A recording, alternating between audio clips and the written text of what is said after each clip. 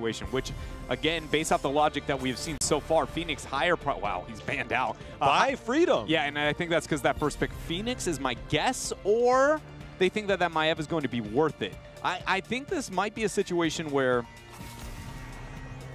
that's tough, man. The lethality of the 4-man or the wave clear that you can get within Freedom, again, into that Phoenix. I guess when we did see them pick it up, they weren't willing to pick it until later into the draft, so it makes sense that they would hold off here. Actually, that's not true. We got it in there 1-2. We'll figure out. Is it worth the time and effort here for Freedom? Another hero I just want to say I'm surprised we haven't seen, especially on the side of Gale Force, Junkrat.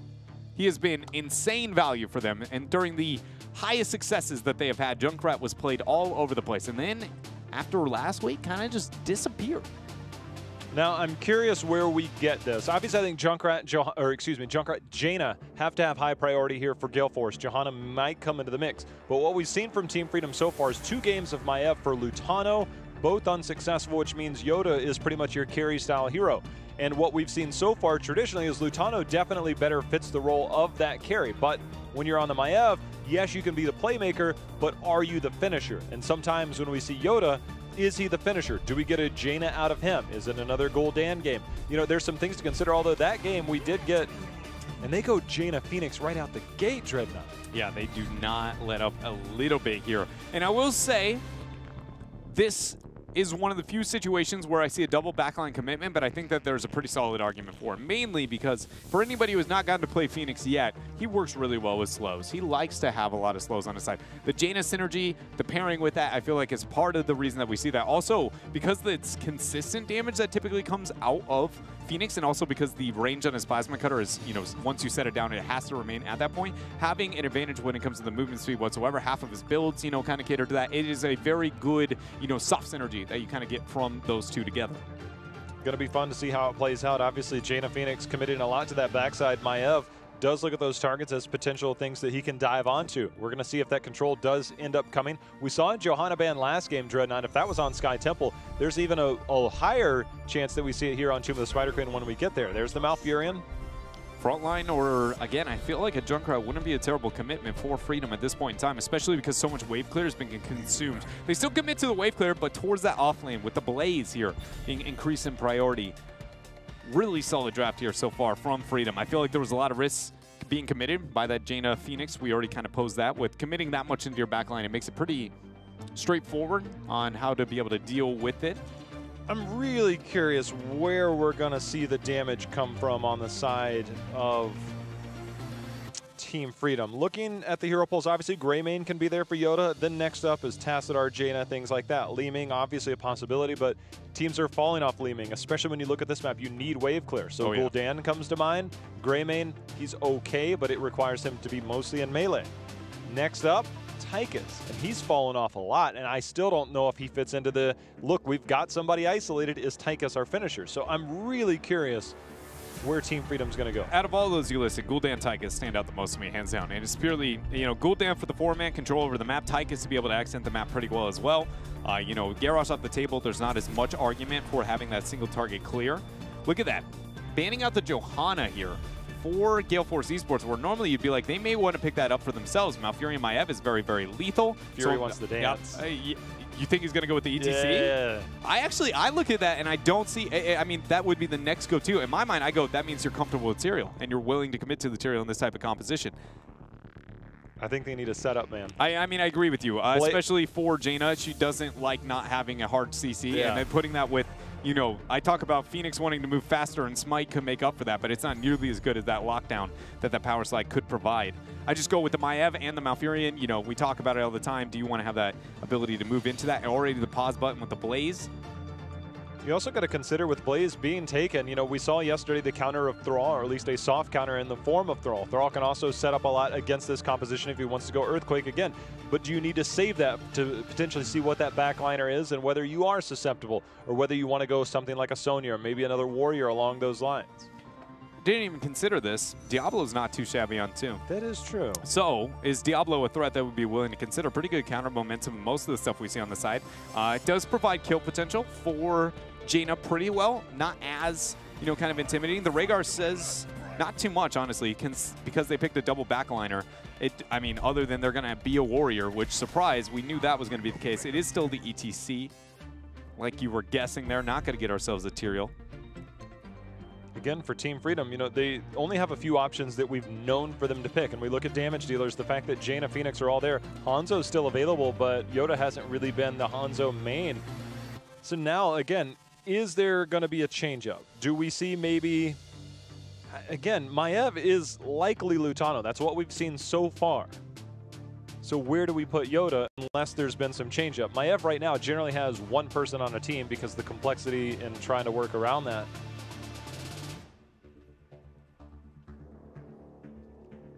If you're going to go that route, again, I told you my go-tos on the side of Yoda, but I wouldn't mind if we saw that kind of mix up. The question is, can we see Yoda be willing to move over to Maiev? Murden, Hanzo. Murden, curious here is what I'm going to leave that one at. But Zugrug on the front line, we've seen him, you know, bring out that kind of wild Murden, I believe, already once here in part 2. And there was a lot of focus towards those warriors. You need somebody who can survive and deal with, you know, the threat. It's just a lot of teams, it's kind of in this draft hit that moment. It's like, are you willing to commit to the Tyrael versus the Murden? Because those are the only two with the gap closer to be able to escape. And a lot of teams willing to, you know, go with that Murden over even the Tyrael. Do we get a Thrall? I don't know how I feel about Leoric. Dahaka, obviously, you know, we're talking about Tomb of the Spider Queen. Still going to commit to the Dahaka, a bit surprising. Definitely gives you the wave clear that's necessary for this. Yeah, I'm trying to figure out if I would like to see the Thrall more there in that type of situation too. I think I like the Dahaka, not because, I mean, he has a global, it's just one of the best to hold his own in the lane versus Blaze. And yes, you can make the argument of, well, Thrall can do that maybe even better than the Dahaka, and if you're not going to get value out of the passive and you're the global, then what's the point there? But I do feel like, you know, having that beefcake and having another target that is a little bit healthier than Thrall, you know, even though he is kind of making a rise here within the meta, by no means is Thrall that beefcake on that off lane. And so having that also helps with the ancestral healing. Whenever you pick that, you want at least 2 targets that ended up having that there. So I feel like I like that for the off lane. Doesn't have any outstanding, oh, you know, this is going to be the moment, the turnaround here for Gale Force Esports. I think if anybody, any picks had that, it very much was the 1-2, the high risk from them. And I feel like a lot of this game is going to be, is that risk in that draft worth the payoff? You know, will it come to light here? The Dahaka is always an intriguing pick on Tomb of the Spider Queen. The global options are a little bit less here. Nonetheless, Team Freedom looking to close it out. You know, I was wondering, where will the Hanzo build go? It looks like he's going into Scattering Arrow at level 1. We'll see if there's any type of hybrid build here, because I look at Wave Clear Dreadnought. Blaze has got it. Murden not so much. Malfurion not so much. Maiev, you know, when you have the ability available, a lot's going to reside on Hanzo. Did we take a minute to appreciate our Blaze and our Maiev?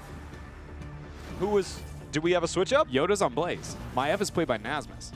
This is interesting. Nasmus has always been one of the more flexible players. I mean, we saw him last year play the ranged role, move into double support, now play melee. So he's definitely had some experience. But again, the Hanzo in particular, 19 games on Hanzo for Lutano. So you can see that it's like, well, we've got to make a change somewhere. And we've also seen Yoda in the past was an off-lane hero or player, even though he originally did start as that backliner.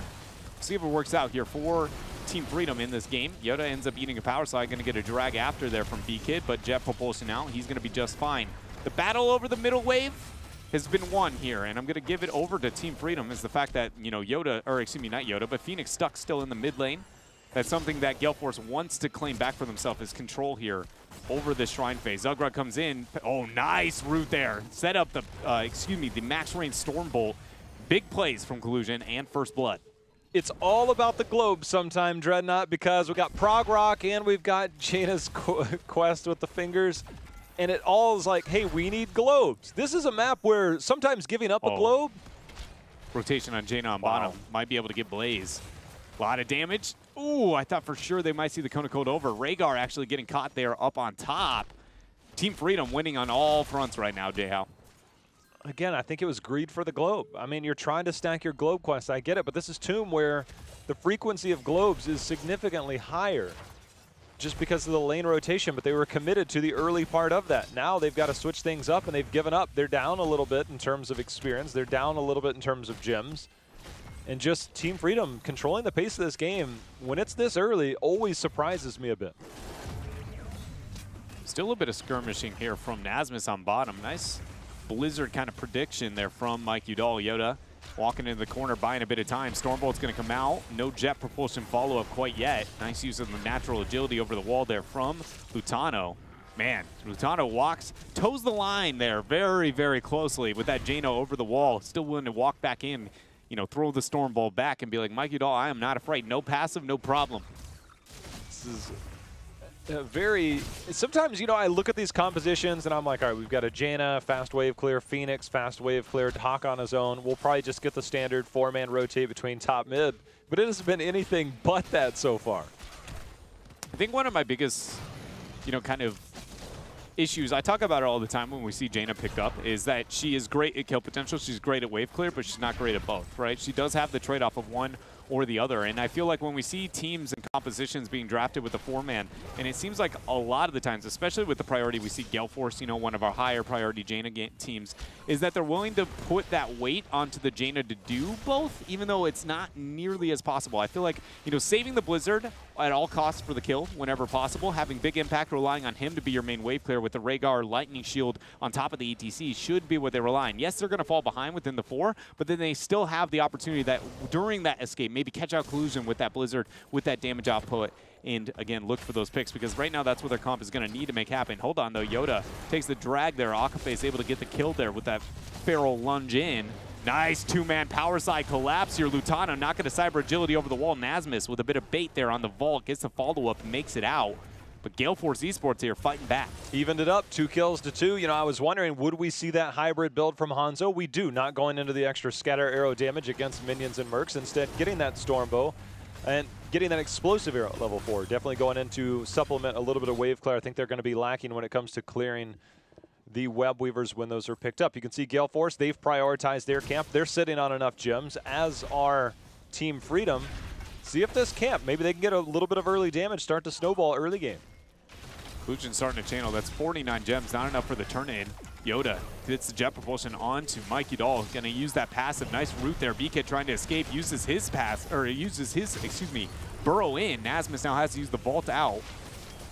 Trying to cut away. Gets heals from Collusion. Power slide in onto 2. BK not going to go for the drag. Jet propulsion fighting back now. Root follow-up as well onto Fury. He has no power slide out, and Team Freedom end up getting themselves another kill.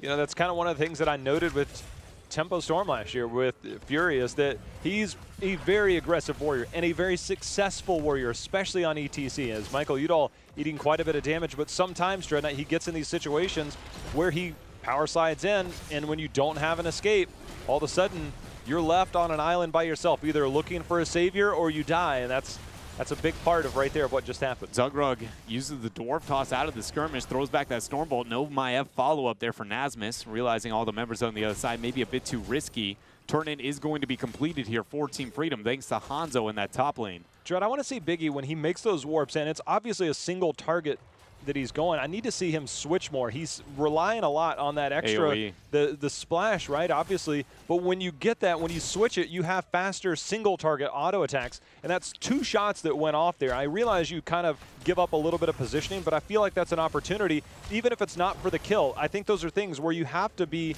on that switch a little bit quicker. No, I completely agree. I mean, the single target damage output is very, very low whenever you do not commit to that repeater cannon, which in fact is that single target faster damage there. Team Freedom able to find themselves an Akaphase out a bit too far trying to deal with these web weavers.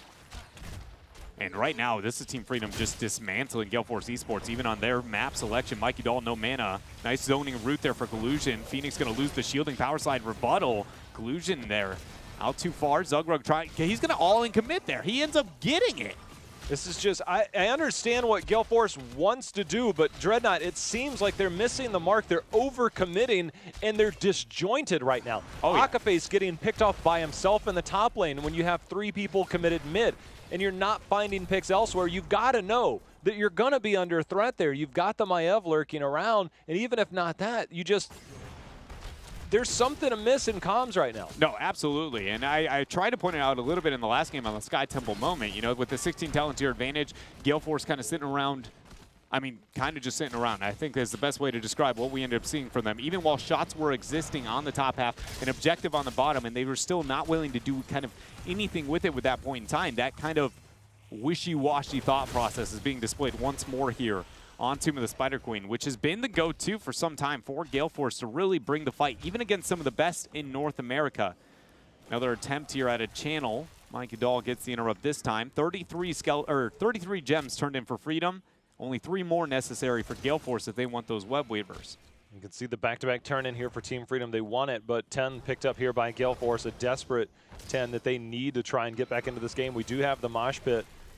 Although down at the bottom, we saw a sneaky turn in there by Team Freedom, so we get the back-to-back. See if maybe Gale Force tries to pull the trigger on a fight a little bit early. It's going to be scouted out there with the vision from Hanzo. Michael Udall, got to be careful because it's going to be a storm bolt. Okay, that missed. Well, and now they're going to try and turn it. Now they're too far out, actually. Collusion's going to be all in here. He needs to be able to get an ice block, but he's not 13 talent here. Power slide is not going to happen because that Twilight Dream at the max range hits 3. Zungrug with that storm bolt buys a bit of time, but now he's going to get dragged into the backline of Gale Force. Stun comes out, Ancestral Healing at literally feels like 1 HP. Big impact, unable to make it out there on the Phoenix. Now Yoda aggressing farther. There goes the tether on the Nasmus. Pre-cleanse puts a power slide. Means Fury's out of here. I did worry if we might get the turn, but the big play there by Yoda on that Blaze coming in, because when the the Dragon Arrow was used and the Twilight Dream, those are your interrupts outside of a Storm Bolt for Mosh. And I was like, man, this is a potential to turn around. All of a sudden, Blaze comes in, allows for the follow-up, and Team Freedom taking control. Now all of a sudden, Dreadnought, they're looking at a 2-level lead. They'll have the 13-tier advantage. They'll be a ways off before they can get a turn in.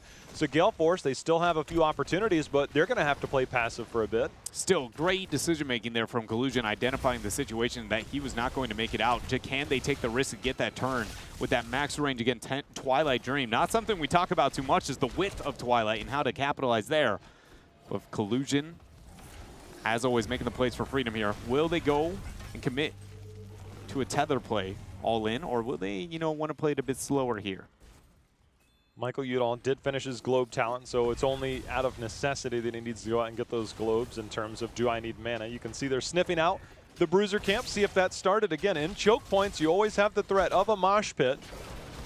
See if anything comes to fruition, but without that 13, I just don't see Gale Force trying to risk anything. Yeah, Dahak is committing to the turn-in on top with Rhaegar, just to make sure they get this Webweaver phase. But without the 13 Talonteers, they're going to have to be very passive. Also, one thing we got to be considering is not only is the Night Camp sieging a mid, look at these waves. They aren't prepped at all. And Dahak is actually losing his life for this Webweaver phase. It's all about the brush stock. Interrupt 1, now we got 10 seconds, good night. There's no way out of this now. He even uses Essence, which seems optimistic. It's a bit wasteful, though. I mean, you know that you're going to die. Your team is nowhere near coming to save you. Hit me with it, Jay-How. Mismanagement of your own resources sometimes. It's like, all right, let's say you do die. You're already 12 seconds from coming back. You have the Web Weavers. Let's say you want to enter the fight. You're almost level 13. Sometimes we see Dahakas go into that extra attack damage at 13. Else you still have that secondary heal. But now you don't have that. Now you're just a lone Dahaka out there in the world struggling, trying to, just make a living. Just looking for that extra arm. Yeah, but Team Freedom not giving anything. Not saying you have the right to bear arms, Only one arm. You have the right to bear an arm. You have the right to dino arms, not bear arms. Not bear arms. Mikey Dahl. Oh, baby. Here's a Storm Bolt. How long does this one last? Luckily, he's alive. Fury in that choke point. See if he can turn something. Lutano is off away. Yeah, interesting choice on that Warden's Cage, too. He's up by himself by a mile. Vault's attempt at number 2. Salvo comes in. Ends up getting into the bunker there for a moment, then Ian over the wall. See if they can go in, the burrow down. There's going to be some Essence. Will Fury pull the trigger? Let's see if he has something in. As we see the drag is going to get onto multiple people. Mosh. There's going to be the mosh pit, but he did not catch Malfurion. It doesn't matter. We've got a trade-off here as Dahaka Murden both go down. The re-engage here by Yoda on that Blaze is now confirmed. Another kill. Lutano making the big plays, trying to get the follow-up. The scattering arrow. Can he get another one? Lutano, show me what you got there, buddy. Oh, baby. Ends up hitting that one. Nice auto attack there, plus the Storm Bolt. Akka faces the focus now. Does he get the scatter? Geometry? It's on point. Finds another one. Protractor out. Lutano, do we have a third? Nope. Nasmus going to go ahead and take the claim of that one. Bunker down. This is going to be bottom keep being converted. Actually, not full commitment to it. They just don't have enough there, but what they do have enough of is time. And right now, it feels like they can make a play towards Giants Knights, maybe get a turn in, and all of a sudden this game is busted wide open. With that, it just kind of seems, what is your choice? It looks like Hanzo, he's going to make his way down towards the Giants. You'll now have that bottom lane so wide open. Murden's going to focus on clearing out that top. Now, Team Freedom, they're going to have a huge advantage here in the near future. Gonna have the Giant Camp Siege, as you said. Got the Night Camps to be able to back it up. Webweaver phase of boot. All right, in this fight, I asked for this replay specifically. I want to point out Collusion. Notice the one thing he doesn't do. Okay, all the action, Nasmus surviving over the wall, but notice when this funnel comes through, he is looking for the mosh pit over and over again. He does not stack with his team right here. He's never going to move into a position to ever risk his own life with the rest of the squad, especially, look at this, backing out, backing out. That is the only reason that fight does not get converted wildly. Very well done there from Collusion, making plays all over for the squad. That is now the second game-changing Twilight Dream he's had for the group. Michael Udall locked down. Warden's Cage is going to lock in 3 members of Gale Force. Yoda and team, they're going in. There's the big dwarf toss. Zugrug starting to lock people down. Biggie falls. B-Kid's going to be the next minute he comes out of that burrow. See if he goes down. He will. And all of a sudden, Dreadnought, we've got Web Weavers. We've got 3 members down on the side of Gale Force. This could be the victory march. Could be the series here. Camp's going to be sieging away. Bottom's going to be the first focus for Team Freedom. Webweaver just now descending. Proper positioning for that one's going to make it all the way toward that core. And as you look, mid is pretty healthy as well. Nasmus escorting that one to break the base here at Gale Force Esports. Keep down. Keep number 2 quick to follow. Zugrug wasting no time. He's going to go ahead and start working on the shield. Things just spiraling out of control here this weekend for Gale Force's Fury, trying to find any big play he can possibly make. But now it just seems like it's a little bit too late. Web Weavers and Team Freedom are on your core. The shields have fallen, so is the core health. And that looks like Team Freedom, a little bit more work to do, but I think this should do it. Just working here on towards that core. Man, another big Twilight Dream from Collusion. At this point, you know, it's just stat padding, but great plays from Team Freedom. We started out asking ourselves, with the inconsistency, with the highs and lows of both the squads, who would be the one to come out on top? And it was a clean Team Freedom answer on that one. All, like the first 2 battlegrounds, just, I guess you can't, it's the greatest example of what you get from Team Freedom on maps like that when it comes to Infernal, when it comes to Sky Temple. When we've seen Team Freedom struggle on Infernal Shrines, it was a composition that could be aggressive and in your face. We saw a Chromie Johanna composition which struggled